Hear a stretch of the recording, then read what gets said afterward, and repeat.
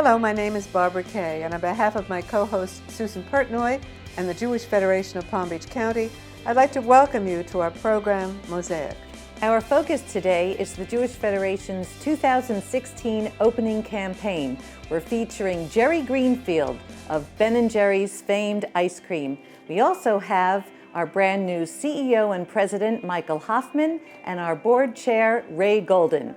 We'll be back with our program and our special guests after this brief message.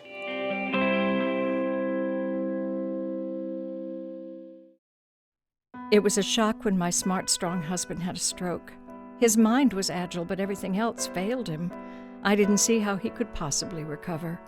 But through patience, skill, and compassion, the caregivers at Morse Life brought him back to himself. They brought him back to me. Morse Life Short-Term Rehabilitation. Morse Life Health System, honoring senior living.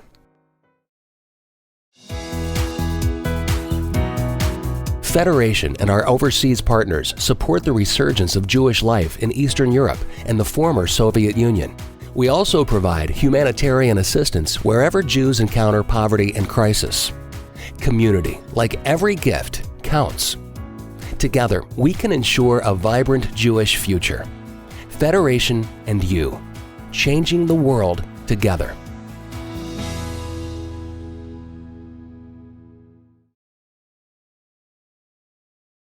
Welcome back, and welcome to you, Ray Golden, our new board chair of our Jewish Federation. It's a pleasure to have you on MOSAIC. Thank you for asking me. I'm delighted to be here. We're delighted to have you. Ray, you are such an active philanthropist. You've taken on major roles in this community. Just recently, you were the chair of the Mandel JCC, and now, currently, you are the new board chair of our Jewish Federation. What motivated you to do this? Well, number one, it's an honor to serve. And the risk-reward is such that there's no place to go but up. And I feel very strongly that this community has the resources and the talent to be one of the leading federations in the country. That's very true. What do you see as the role of our federation? Well, the role of the Federation is multifaceted, but in the first instance, it's building community, it's enriching Jewish life, it's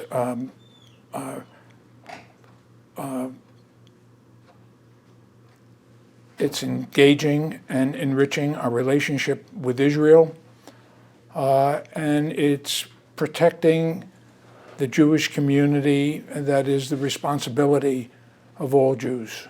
Do you have any particular goals that you would like to see? I would just like to see us united rather than fractured. I think this is a time when all Jews, whatever their flavor happens to be, should come together rather than separate. And it's a time where we can have impact both in the community as a united force, in the legislature as a united force, and in the world as a united force. So I'm committed. If when I leave, if I see when I leave as the chairman, I just want our community to be together. Community building and collaboration is so critical. Absolutely. Do you want to elaborate on that a little bit? Well, our agencies are very aggressive, and we tend to do things in a silo fashion. And so once again, we're not together. We may have united goals, but we're pursuing them independently. And I don't think that's in the best interest of the community. We're not pulling together; we're pulling separately. And I think that's wrong. Now, a lot of that is maybe the fault of the Federation historically for encouraging our agencies to pursue their own opportunities. I think that's been detrimental, and hopefully we can rectify that. And I think we have to build trust so that everybody knows. And trust and transparency is the key to building a united community. Absolutely. And what about the relationship between the lay leaders and the professionals? What is your... Well, my feeling is that they go hand in glove, and there has to be a very close relationship between the lay and the professional. But on the other hand, the lay people have to also understand what their responsibilities are. They're not there to run the specific agencies or the federation. That's the role of the professional. The boards and the lay people are to determine governance, strategic planning, and overall long-term strategies, and to be implemented by your professional people. Speaking of professionals, we have a brand new CEO, Michael Hoffman, and we're about to speak to him. And he, I think, is going to help lead our federation in the right direction. I will tell you that in the 120 days that he's been here, he has already exhibited the traits of a great leader. I think that his training at the Baltimore Federation, which is one of the best federations in the country, is obvious. And I think he's going to bring a lot of the learnings that he had at the Federation in Baltimore to this community, which is, and he wants to be here, and he sees the opportunity that's here, and he wants to make this federation to the equal or better than his previous employer, and he's young enough and he has the energy and the drive to make that happen. So I'm excited. Sounds like a winning combination. I hope so. But I've got to tell you, there are lots of challenges. And I think we need everybody's support. I hope we get it. I think the buzz is coming back in a very short period of time. The buzz is coming back. And I'm just excited about the upside here. Well, thank you for being with us. Thanks again for having me. I really appreciate it. Welcome, Michael Hoffman, our new president and CEO of our Jewish Federation. It's a pleasure to welcome you to MOSAIC. And it is great to be here. Thanks for having me, Susan. Our pleasure. Tell me, Michael, what's the mission of our federation? Look, the mission of the Jewish Federation of Palm Beach, we work with the entire community to strengthen Jewish life here in Palm Beach and in Israel and around the world. We help members of our community, from old to young, cross-generation, locally strengthening Jewish education, helping those in need, supporting our brothers and sisters in Israel, and helping to strengthen Jewish life no matter where any Jew lives, locally, nationally, and internationally. That's quite a gamut. What's your background? So I like to consider myself a product of sort of Jewish life. I'm from Long Island originally. I am a product of the overnight Jewish camping movement.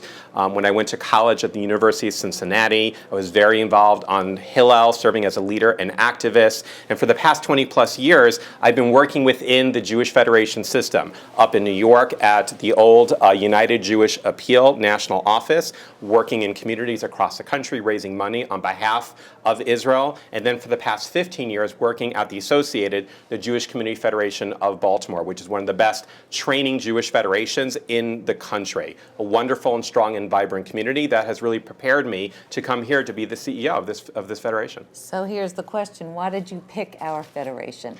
This is an extraordinary community. This has been one of the greatest Jewish communities and Jewish federations in North America.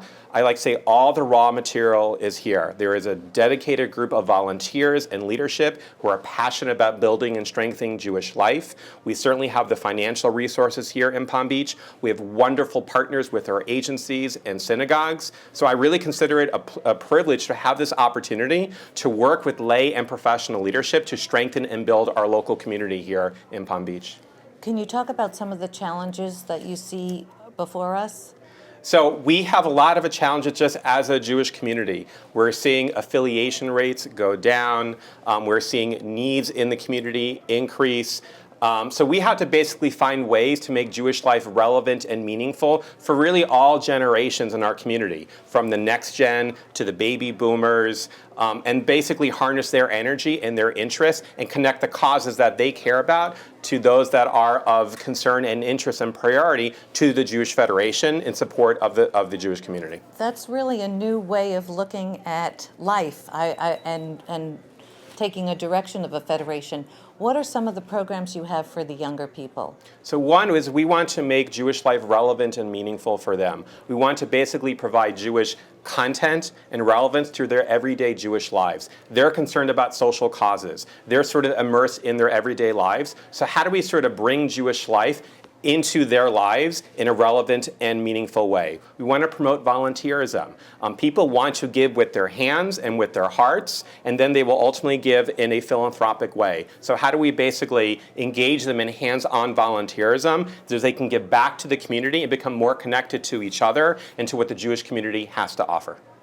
And how do you deal with the various communities? Because there seem to be like islands within themselves. How do you bring them out into our federation? So I call our Jewish community in my short time here, it's basically 32 different micro-communities in one larger catchment area. So we have to take the product of Jewish life and Jewish philanthropy and bring it into their doors. So we're going into all the different gated communities. We need to bring in Jewish content and meaning and Jewish experiences, let them engage in that, let us engage them in conversations about what's important to them within a Jewish context, and then try to bring that back from a leadership and philanthropic perspective. We can't wait for them to walk into our doors. We have to meet them where they're at, and if they're in their gated communities, then we're going to go into their communities and connect with them.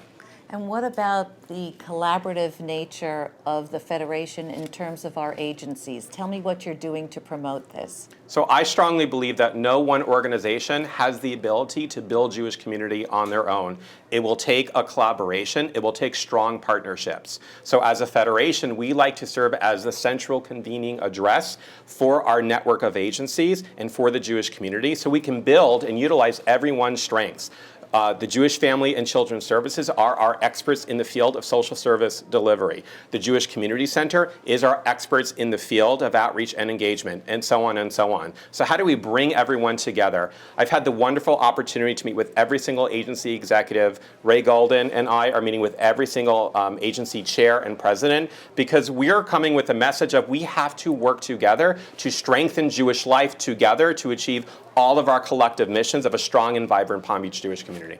Michael, how is our local community connecting with Israel?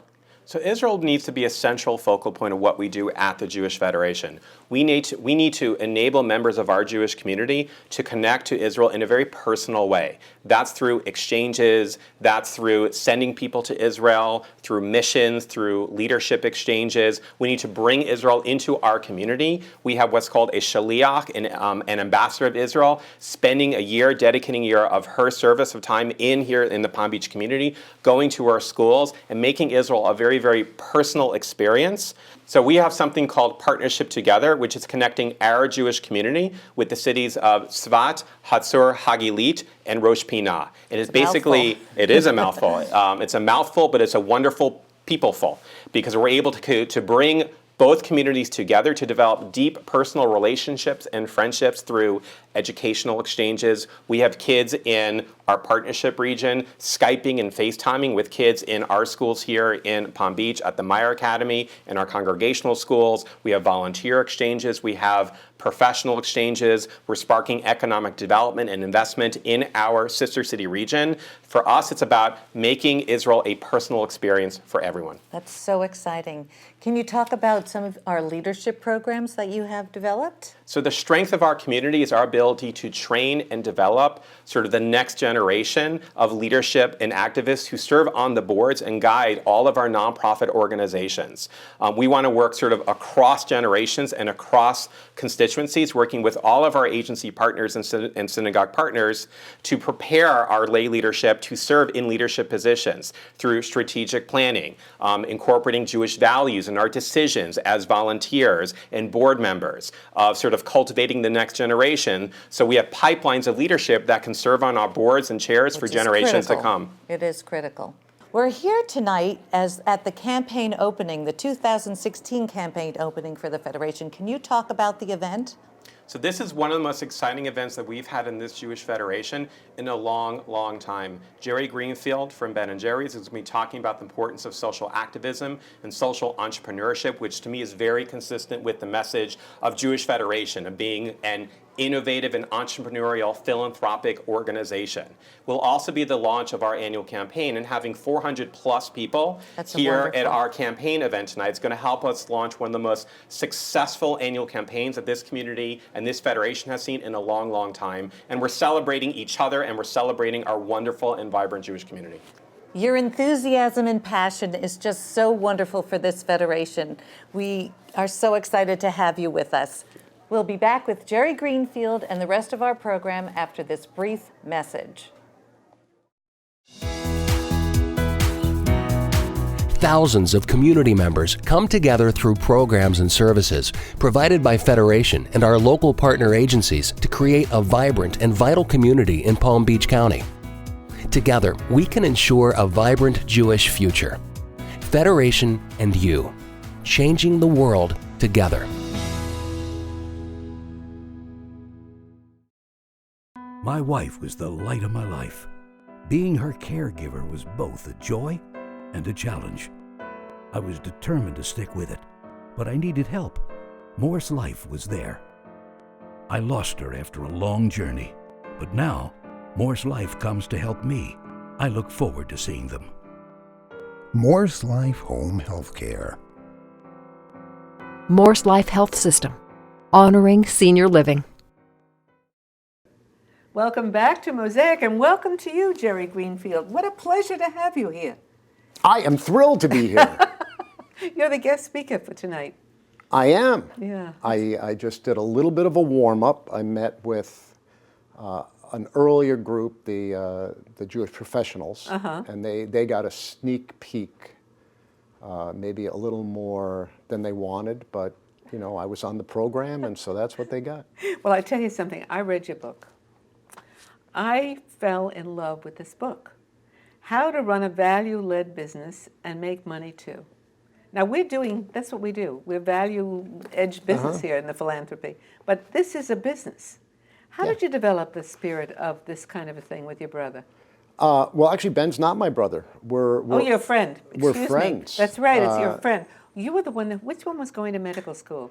I intended to go to medical school. However, the medical schools had a different vision. They did. You know, the idea of having a values-led business is something that developed over time for us. When we started out, our idea was to be a little homemade ice cream parlor, involved in the community, sort of a place for people to hang out. And as the business grew, we started to understand more about the role that business plays in communities and in the society, and we wanted to see if it was possible to use a business to do more than just make a product or to make money. Yeah, you know something that's an interesting concept. First of all, you started the business because you both of you had a passion for eating. So ice cream was somehow right around the corner. There's a lot of people that have a passion for eating, don't they? I mean, I think it's one of the things that Ben and I have always liked to do best. I mean, we're still friends now. We met about 50 years ago, and one of the things we still do together is eat. Yeah. Well, I like that. It's very comforting. Seriously, though, it is. It's sustaining and comforting. Yeah. Seriously, though, you talk about values.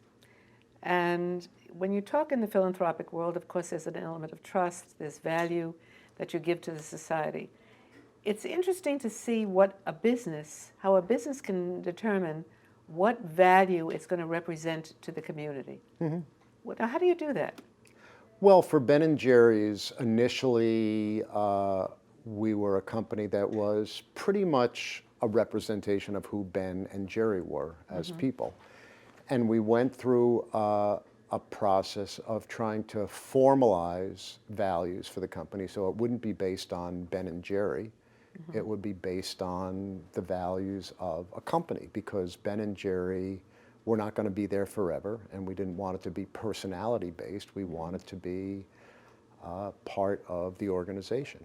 And so it was a matter of identifying what the company had been doing up until that time. And it seemed like what the things we had been working on were about social justice and about equality.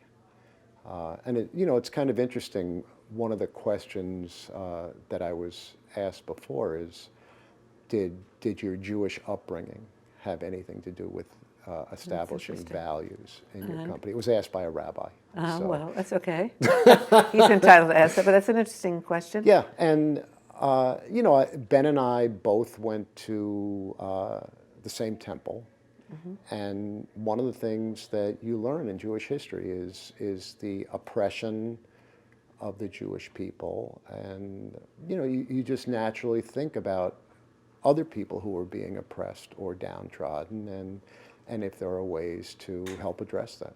In today's conflicted world, I mean, there's so much trouble, so much injustice, and so much lack of really caring about the next person, that how do you show this? I mean, what do you do so that the community is aware that you have a social conscience and that you're concerned about them? Well, one thing to do that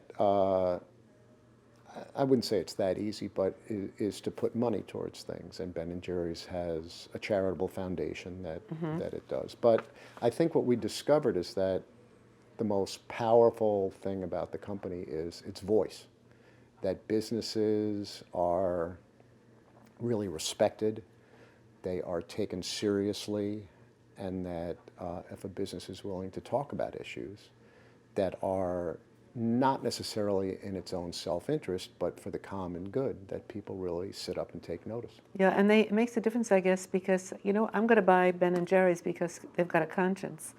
And I like what they do with them. Besides, the ice cream tastes terrific. But seriously, how do you feel about some of the issues that we have in the world today in terms of the challenges? How can you get involved with something like that? Well, I think Ben & Jerry's tries to get involved in some things that are more related to its own product. So we'll look at how we source ingredients, and the company has transitioned to all fair trade ingredients. That's interesting, yeah. Fair trade is a program that pays small farmers in developing countries a fair price for commodities like cocoa or coffee or vanilla, because often the market price is below their cost of production. And so there's a fair trade price that's established by an independent third party, and Ben & Jerry says we don't want to profit off the backs of our suppliers. So that's one thing. The company has been vocal about marriage equality. Really? For same-sex marriage, and for Ben & Jerry's, it's an issue of equal rights. Yeah. It's not an issue of, it's not a political issue. It's that you should be able to love whoever it is you love. Yeah, I think that's so nice. That really is a nice, when you think about it. I'm delighted that you're involved with all these wonderful things. What do you do about your employees? When you hire somebody, do you ask them about what their social action concerns are, or how do you do it? That is such a great question. We went through this really difficult time because the company has, I think, what we would think of as progressive social values, and not everybody believes in those values. And so do you have to believe in those values to work at a company like Ben & Jerry's? And I think what we realized is in this country, you can believe whatever you want. That's fine.